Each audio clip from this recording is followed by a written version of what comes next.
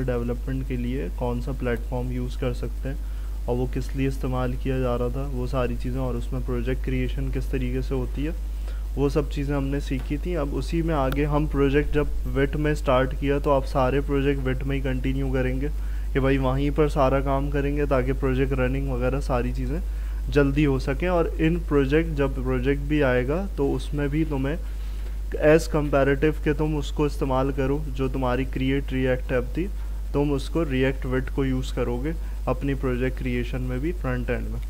सही, तो हमारे पास नेक्स्ट टॉपिक है, इम्पॉर्टेंट टॉपिक है ये। टॉपिक तुम्हारा जो है आगे तक इस्तेमाल में आएगा। वो टॉपिक क्या है, वो हमारे पास है हुक्स का। सही, तो ये चीज़ बस याद रखनी है। अब हुक्स रिएक्ट में इसको कहते हैं, लेकिन हुक्स कहीं लिखा हुआ नज़र नहीं आएगा तुम्हें। सिर्फ हुक्स का काम यहाँ पर हमारे पास हम समझेंगे कि फंक्शन क्या यूज़ होता है हुक्स के अंदर, रिएक्ट में क्यों यूज़ किया जाता है, किस लिए मेंटेन, क्या चीज़ मेंटेन करने के लिए होता है। तो मेन टॉपिक का पार्ट क्या है, हुक्स। सही, और रिएक्ट में हुक्स जो है वो फंक्शन बेस्ड होता है और फंक्शन का नाम कुछ और होता है। और वो फंक्शन क्या होता है, वो फंक्शन हमारे पास होता है यूज स्टेट। जब हुक्स की बात आए तो तुम्हारे जहन में एक फंक्शन आना चाहिए, यूज स्टेट। यानी कि भाई अगर कोई बोल रहा है तुमसे अच्छा हुक्स क्या है, व्हाट इज़ हुक्स, तो तुम्हारे जहन में यही आएगा कि अच्छा यूज स्टेट की बात की जा रही है, तो यूज स्टेट के बारे में मुझे बताना है या फिर कुछ डिस्क्राइब करना है, इम्प्लीमेंटेशन करनी है। सही, तो यहाँ पर हम इसके लिए, जैसे हमने मूवी कार्ड में हमने जब मैंने तुम्हें मैप का फंक्शन समझाया था बेसिक में ES6 में, फिर मैंने एक्चुअल एग्जाम्पल पे लेकर आया था, तो यही चीज़ यहाँ पर भी करूँगा कि जो यूज स्टेट का बिहेवियर है वो करता क्या है, उसको पहले हम सिंपल ES6 की एग्जाम्पल से समझेंगे, क्योंकि रिएक्ट पूरी जावास्क्रिप्ट बेस है। सही, तो सारी चीज़ें जावास्क्रिप्ट की यूज़ हो रही हैं, तो तुम्हें मेन जावास्क्रिप्ट का पैटर्न अगर कोर समझ में आ जाए तो तुम्हें फंक्शन का काम भी समझ में आ जाएगा। सही, तो हम यहाँ पर क्या है, यहाँ पर जो मेन एग्जाम्पल डिस्कस करेंगे, सबसे पहले कुछ नहीं देखना होगा, हमें सिर्फ ये कॉन्सेप्ट देखना होगा, एरे डिस्ट्रक्चरिंग। सही, तो ये एडवांस जावास्क्रिप्ट का पार्ट होता है कि हम एरे को डिस्ट्रक्ट कर रहे हैं, तोड़ रहे हैं। तो जब ये समझ में आ जाएगा तो तुम्हें आगे जो मैं यूज स्टेट में बता रहा हूँ वो ऑटोमेटिकली तुम्हें अंडरस्टैंड हो जाएगा कि असल में यूज स्टेट कर क्या रहा है। सही, तो अब एरे डिस्ट्रक्चरिंग की एग्जांपल से, अब उसी प्रोजेक्ट में मैंने एरे डिस्ट्रक्चरिंग का काम भी इम्प्लीमेंट हुआ है, तो अलग से कोई एग्जांपल जैसे हमने मूवी कार्ड्स वगैरह में करी थी वहाँ पर ऐसे अलग नहीं कर रहे, यहीं पर ही हम सैम्पल जो है फॉर अ सैम्पल यहाँ डिस्कस करेंगे। तो अभी देखो, इसको छोड़ दो, ये क्या लिखा हुआ है, इंपोर्ट क्या हो रहा है, अभी सिर्फ एग्जाम्पल पे टारगेट करो कि ये क्या बना हुआ है। यहाँ पर ये क्या बना हुआ है, एक एरे बना हुआ है। हम टॉपिक की बात क्या कर रहे हैं, एरे डिस्ट्रक्चरिंग। सही, तो अब एरे ये बना हुआ है, मुझे क्या करना है, एरे को तोड़ना है। जावास्क्रिप्ट ES6 एडवांस वर्जन में क्या करती है, एक तो हम क्या करते थे, हम एरे को लूप चला के एक्सेस कर सकते हैं। सही, हम दूसरे तरीके से क्या करते थे, प्रिंट करवाते थे console.log। हम क्या करते थे कि भाई हम मेंशन करते कि हमारा जो पहला तरीक़ेकार था पुराना, वो क्या था कि मैं बोलूँ ऐसे नेम्स एरे है और मैं पहले इंडेक्स को टारगेट करता था, ऐसे ही करता था पहले बेसिक जावास्क्रिप्ट में। तो मेरा क्या होगा, कौन सी वैल्यू आ जाएगी, कामरान, पहली वैल्यू आ जाएगी।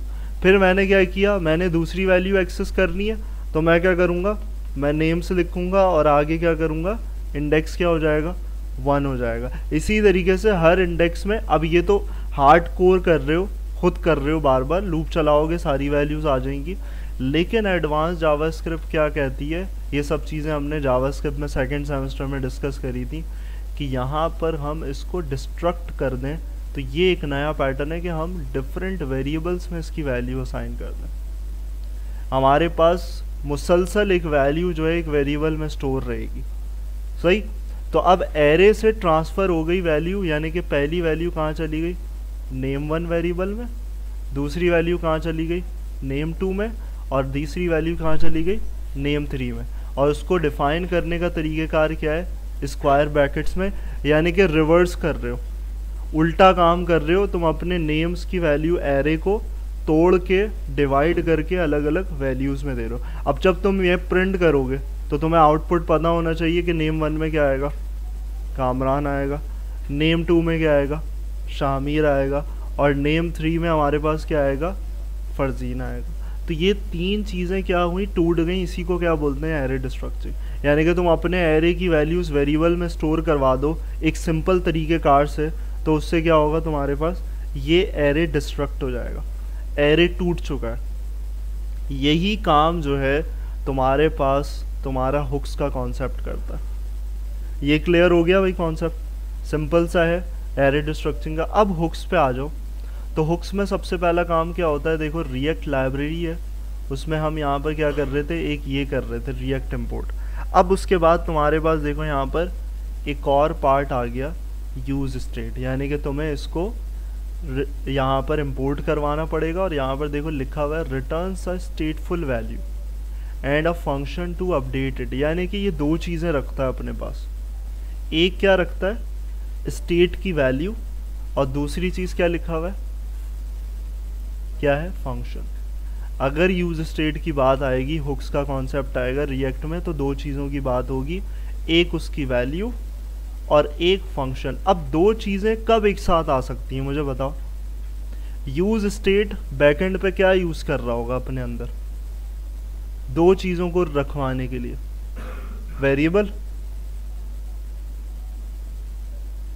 वेरिएबल यूज़ करेगा, दो चीज़ें जब मुझे रखनी है भाई, दो चीज़ें लिखी हुई है ना, रिटर्न अ स्टेटफुल वैल्यू, एक वैल्यू रखेगा, और and a function to update it, उसी वैल्यू को अपडेट करने के लिए एक फंक्शन रखेगा। तो अब दो वैल्यू कब आ सकती हैं, दो चीज़ें एक साथ एक वक्त में कैसे आ सकती हैं। लो एग्जाम्पल इस तरीके से, पूरी इतनी डिटेल में बताने का मकसद भाई सिंपल कोर कॉन्सेप्ट। यहाँ कितनी वैल्यू स्टोर है, तीन है ना, तो किस में रखी है, वेरिएबल में तो नहीं रखी है, एरे में रखी है। तो जब एक से ज़्यादा वैल्यूज़ की बात आ रही है तो इसका मतलब है कि भाई एरे यूज़ कर रहा होगा बैकग्राउंड में। तो यहाँ इसका मतलब ये हुआ कि ये हुक्स भी क्या यूज़ कर रहा है, एरे ही यूज़ कर रहा है, सही। और नीचे जाके क्या कर रहा होगा, डिस्ट्रक्चरिंग का कॉन्सेप्ट ही यूज़ कर रहे होंगे। बात समझ में आ रही है। हम इन वैल्यूज़ को सेपरेट कैसे करेंगे वो हमारे पे डिपेंड करता है, तो वो हम एडवांस जावास्क्रिप्ट के थ्रू करेंगे। यानी कि उसकी दी हुई वैल्यू हम अलग ले जाएंगे और उसका दिया हुआ फंक्शन अलग एक्सेस कर लेंगे, जैसे हमने क्या किया यहाँ पे किया था। यानी कि एक कामरान की वैल्यू मैंने name1 में रख दी और दूसरी नेम की वैल्यू कहाँ रख दी, name2 में। यही काम हम कहाँ कर रहे होंगे, यूज स्टेट की वैल्यूज़ को उठा के हम अपने पास अलग अलग तोड़ के रख रहे होंगे। तो ये चीज़ जब भी यहाँ पर डिफाइन जो लिखा हुआ है ना, वो समझ में आना चाहिए कि असल में क्या हो रहा है, सही। तो यहाँ पर देखो हमने क्या किया है, इसका तरीक़ाकार ये होता है कि तुमने यूज स्टेट में यहाँ पर इसको एक वेरिएबल में असाइन कर दिया, और इससे आसानी क्या होगी कि मैं अपना काम जो है इस वेरिएबल के थ्रू करता रहूँगा। यानी कि पूरा हुक जो है, मैं बोलूँ अगर सिंपल, तो हुक मेरा किस में है, स्टेट में, इस वेरिएबल में। इस वेरिएबल का नाम कुछ भी हो सकता है, ये फिक्स नहीं है। स्टेट इसलिए रखा है क्योंकि यूज स्टेट स्टेट का काम करता है। स्टेट का काम क्या करता है, अभी मैं बैठा हूँ तो मेरी एक स्टेट है, सही है। अब मैं खड़ा हो जाऊँगा तो मेरी दूसरी स्टेट आ जाएगी, मैं चलने लगूँगा तीसरी स्टेट हो जाएगी। तो ऐसे ही प्रोग्रामिंग में भी स्टेट चेंज होगी। कैसे, यहाँ क्या वैल्यू रखी हुई है, 0, तो ये इसकी एक स्टेट है। अब मैं अगर इसको किसी तरीके से 1 में चेंज कर दूं तो क्या हो जाएगी, कौन सी स्टेट आ जाएगी, दूसरी स्टेट आ जाएगी। अब यही वैल्यू 2 हो जाए तो कौन सी स्टेट चेंज हो जाएगी, तीसरी हो जाएगी। तो यही स्टेट चेंज करने का काम कौन कर रहा होता है, हुक कर रहा होता है। यानी कि एप्लीकेशन में जब भी हमें ज़रूरत है किसी चीज़ की स्टेट चेंज करने की, तो हम क्या करते हैं, हम यूज स्टेट को इस्तेमाल कर रहे होते हैं। बात समझ में आ रही है भाई। तो यहाँ पर इसका काम पैटर्न और कर क्या रहा है उस चीज़ का पता होना चाहिए। अब इसको अगर डेमोन्स्ट्रेशन एग्जाम्पल में देखें तो इससे और क्लियर हो जाएगा कि भाई फंक्शनैलिटी में तुम कहाँ इस्तेमाल कर रहे हो। तो यही चीज़ जब तुम डेमो ऐप बना रहे थे पिछली क्लास में, तो यही चीज़ उसने दी थी कुछ, लेकिन हमने क्या किया, बिल्कुल कोर सिंपल रख के क्या किया, इसको डिज़ाइन करके। पहले तो उसने कुछ और दिया हुआ था डिज़ाइनिंग, तो यहाँ क्या कर रहे हो, बटन रखा हुआ है, और उस पे जब ये नंबर्स चेंज हो रहे हैं इसका मतलब है हुक क्या कर रहा है, क्या चेंज कर रहा है, स्टेट चेंज कर रहा है। तो यही चीज़ याद रखनी है। अब वो इंसर्शन में स्टेट चेंज हो सकती है, यानी कि अगर बैकएंड की एग्जांपल लो तो अगर CRUD हो रहा है तो मैं इंसर्ट कर रहा हूँ तो वहाँ कहीं यूज़ हो रहा होगा यूज़ स्टेट, कि भाई अब बैकएंड डेटाबेस में स्टेट चेंज हो रही है, सही। तो किसी भी चीज़ में कहीं पर भी स्टेट चेंज हो रही हो तो वहाँ पर हमारे पास यूज़ स्टेट का इस्तेमाल किया जाएगा, हुक्स का। तो अब देखो यहाँ पर क्या हुआ है, अब वही एग्जाम्पल को याद रखते हुए चलना, ये जहन में होनी चाहिए एग्जाम्पल। और अगर हम यहाँ पर देखो जो समझ रहे हैं, देखो क्या किया हुआ है console.log और अंदर क्या रखा हुआ है, कौन सा वेरिएबल रखा हुआ है, स्टेट, और किस पे स्टोर करवाया था इसके अंदर, ये। तो अब हम कंसोल में चेक करें सबसे पहले, एप्लीकेशन को आगे बढ़ने से पहले अगर हम F12 करके देखें तो हमारे पास क्या क्या चीज़ें आ रही हैं, इसको क्लियर करके दोबारा से रिफ़्रेश करते हैं और यहाँ पे सिर्फ देखते हैं कि देखो ये डिस्ट्रक्चर किया था एरे हमने, एरे की फॉर्म में नहीं आ रहा है, अलग अलग वेरिएबल्स आ रहे हैं। ये किसका आउटपुट है, ये इसका आउटपुट। चौथा आउटपुट क्या है, चौथा आउटपुट देखो वैल्यू नहीं है, क्या है, क्या बना हुआ है, एरे बना हुआ है, और उसमें कितनी वैल्यूज हैं, 2। और यही वो फंक्शन कह रहा था, क्या कह रहा था, रिटर्न्स अ स्टेटफुल वैल्यू और देन फंक्शन।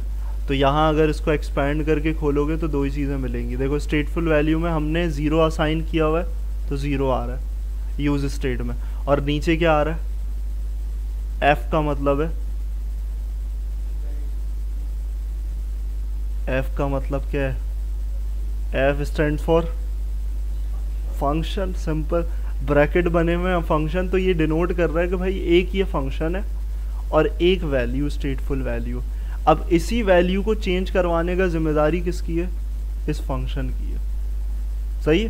तो एक दोनों आपस में जो काम करने के लिए रखे हुए हैं वो दोनों एक दूसरे को सपोर्ट करने के लिए रखे हुए हैं। और सपोर्ट किस तरीके से करेंगे, तो देखो ऊपर वाला जो बेसिक कॉन्सेप्ट था वही हम इसमें लगा रहे हैं। क्या कर रहे हो बताओ मुझे, इसका आउटपुट क्या होगा बताओ। ये जो स्टेट है इसको मैंने डिस्ट्रक्चर्ड किया दो चीज़ों में, दो चीज़ों में ही क्यों किया, और दो चीज़ें क्या लिखी हुई हैं,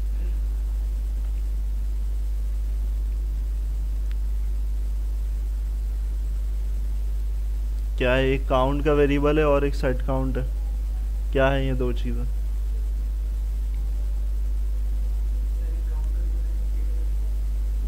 इसमें ये इस दो चीज़ों में क्या आएगा बताओ मुझे, यहाँ से देख के बताओ,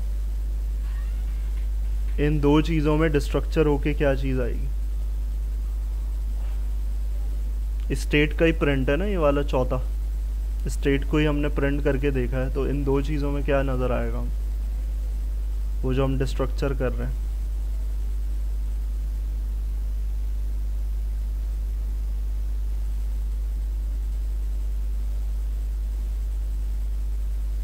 भाई स्टेट क्या है हमारे पास,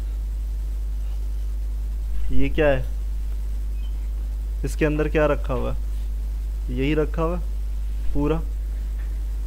क्या डिस्ट्रक्चर कर रहे हो, डिस्ट्रक्चर का मतलब क्या समझाया था मैंने, क्या करेगा, तोड़ेगा।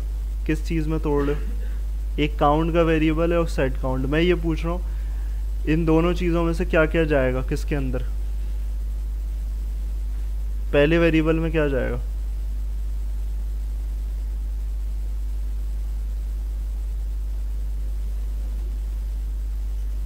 यहाँ क्या गया था, यहाँ पहले वैल्यू क्या थी, कामरान था, तो पहले वेरिएबल में क्या गया था, कामरान गया। तो यहाँ क्या है, पहली वैल्यू क्या है, पहली वैल्यू ही नहीं पता चल रही क्या भाई, सोच क्यों रहे हो, पहली वैल्यू पे तो मैं कर्सर भी रखा हूँ, 0 है। तो पहली वैल्यू इसका मतलब है वैल्यू तुम्हारे पास फर्स्ट वैल्यू किस में गई है, काउंट में, यानी कि काउंट में क्या चला गया, एरे की फर्स्ट वैल्यू टूट के चली गई है 0। और सेकंड फंक्शन ही क्यों बनाया मैंने, ये मुझे कैसे पता चला कि सेट काउंट एक फंक्शन होगा, बताओ।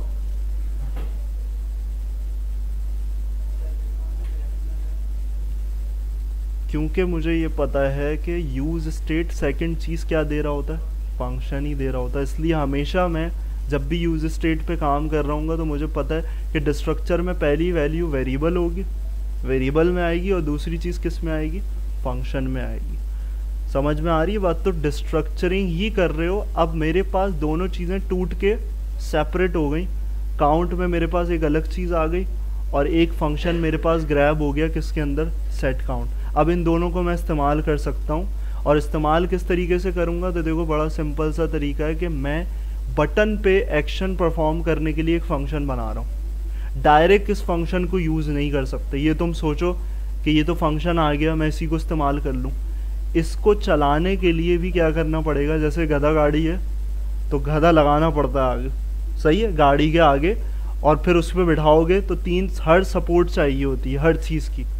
तो हर चीज़ को सपोर्ट करने के लिए यहाँ पर भी क्या है, इन दोनों को सपोर्ट करवाने के लिए मैंने एक नया फंक्शन बनाया, और उस फंक्शन से क्या हो रहा है, उस फंक्शन से मेरे पास कोई भी काम जो भी होगा वो वैसे ही होगा। तो क्या हो रहा है यहाँ पर, ये कौन सा फंक्शन है जो डिस्ट्रक्चर होके आया है, कौन सा, ये वाला फैड एरो फंक्शन के अंदर सेट काउंट आ रहा है, जो हमने तोड़ के लेकर आए वो रखा है। और अंदर क्या कर रहे हो, अंदर बोल रहे हो भाई जो काउंट लिया है मैंने, जो भी वैल्यू है उसके अंदर क्या करते रहो, +1 करते रहो।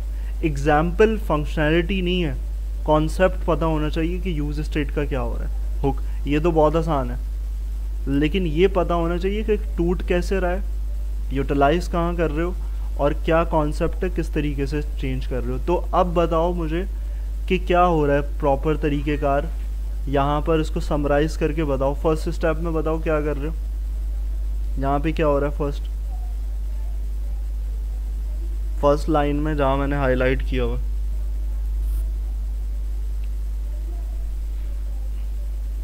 बताओ ना भाई। सिर्फ सिंपल उर्दू में बताना है कि ये हो क्या रहा है, काम क्या कर रहे हो, उसको किस चीज़ को क्या रखा है।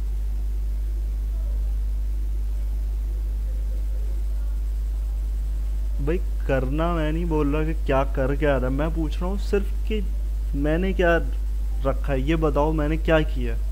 मतलब मैं बोलूँ तुमसे पूछूंगा ना भाई कैसे आए हो, तो तुम ये नहीं बोलोगे बाइक चल रही है, तुम बोलोगे मैं बाइक पे आया हूँ। तो ये बताओ इसमें क्या है, क्या कर रहे हो, इसमें क्या फंक्शनैलिटी हो रही है।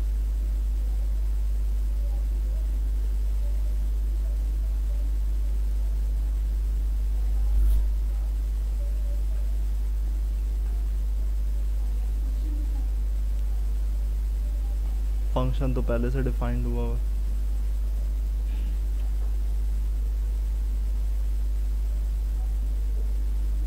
ये पता है ये क्या करते हैं, ये क्या कर रहा हूँ, इसको क्या बोलोगे, इनिशियलाइजेशन।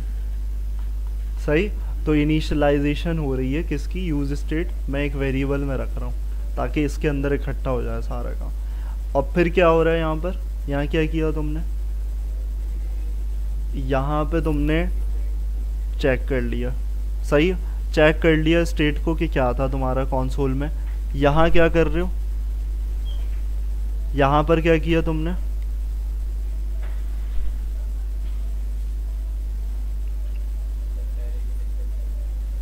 एरे की डिस्ट्रक्चरिंग कर दी। अब तुम्हें कैसे पता था कि एरे है, कौन सी चीज़ एरे थी,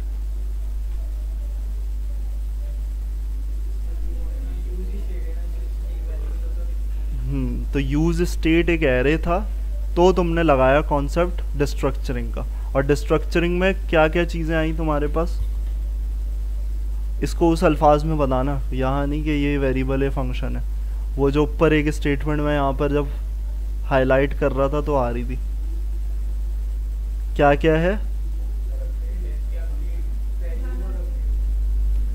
हाँ, तो एक वेरिएबल आ गई, एक वैल्यू, जिसको तुम ये याद कर लो क्या, स्टेटफुल वैल्यू।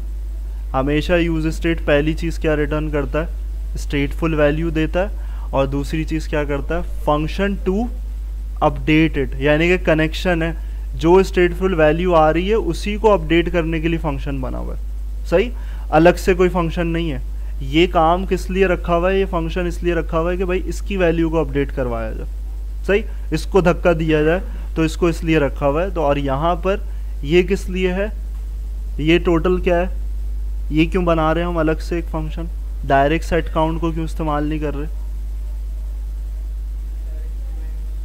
डायरेक्ट इम्प्लीमेंटेशन नहीं हो सकती यूज स्टेट के फंक्शन की, उसके लिए पीछे एक बैकअप चाहिए जो कि एक फंक्शन है जो कुछ भी रख सकते हो। और ये किस लिए, फॉर अ बटन क्लिक, यानी कि कुछ धक्का देना है तो उसके लिए तुम्हें सेट काउंट को भी धक्का देना पड़ेगा, जैसे काउंट को दे रहे हो सेट काउंट के थ्रू। तो यहाँ पर लास्ट तुम्हारे पास क्या होगा, लास्ट ये होगा कि भाई डिज़ाइन में देखो, डिज़ाइन में दो ही चीज़ें आ रही होंगी, तुम्हारा फंक्शन कहीं नहीं आ रहा यूज स्टेट वाला। कौन सा फंक्शन आ रहा है ऑन क्लिक पे, इंक्रीमेंट नंबर वाला। और यहाँ पर क्लिक पे ये होगा, और यहाँ पर देखो क्या शो कर रहे हो, वही जो तोड़ के तुमने वेरिएबल निकाला था उसी को यहाँ लिख रहे हो। तो इस तरीके से रिएक्ट ने हुक को बनाया है, हुक के कॉन्सेप्ट को, और इस तरीके से जो भी चीज़ें स्टेट चेंज करनी होती है वो ऐसे मेंटेन होती है। तो जो सब पूरा रिटर्न हो रहा है वो इसी तरीके से हो रहा है कि भाई बटन क्लिक पे मेरे पास कौन सा फंक्शन चल रहा है, बताओ। बटन क्लिक जब कर रहा हूँ तो कौन सा फंक्शन चलेगा, इंक्रीमेंट नंबर का। और इंक्रीमेंट नंबर जो है वो किसको पुश करेगा, इंक्रीमेंट नंबर किसको पुश करेगा, कौन सा फंक्शन बना हुआ था वहाँ, सेट काउंट का। और सेट काउंट से कहाँ जाएगी वैल्यू, इस काउंट को पुश करेगी। तो सिनेरियो ऐसा है, सही। तो यहाँ पर इस तरीके से, अब यहाँ रिजल्ट डिज़ाइनिंग में कुछ नहीं समझ में आ रही है तो सिंपल सा ऐसी, ये तो मैं सिंपल जावास्क्रिप्ट से भी कर लूँ। हुक्स के थ्रू क्या काम हो रहा है, बैकग्राउंड पे क्या चीज़ चल रही है वो पता चलनी चाहिए, वो तुम्हें क्लियर होनी चाहिए। तो यहाँ पर पूरा ये पार्ट है, इसको रिवीजन किया करोगे। ये जो कॉन्सेप्ट्स है ना, ये चीज़ होती है। अब कहीं इंटरव्यू देने जाओगे ये पूछेंगे, वो ये नहीं पूछेंगे लगा के दिखाओ, लगा के तो कोई भी दिखा देगा, बताओगे तो असल दम है ना तुम्हारे अंदर कि क्या रिटर्न कर रहा है स्टेटफुल वैल्यू, और फंक्शन टू अपडेटेड किस तरीके से चल रहा है पैटर्न, ये डेमोन्स्ट्रेशन इंपॉर्टेंट होती है। सही है, इसको इम्प्लीमेंट करो, नया प्रोजेक्ट बना लो रिएक्ट विट का एक सेपरेट, और कॉल करना होगा फाइनल, वो यहाँ पर ऐसे करोगे ऐप में, डायरेक्ट सारी चीज़ें इधर डिफाइन होंगी ऐप में, करो उसको इम्प्लीमेंट।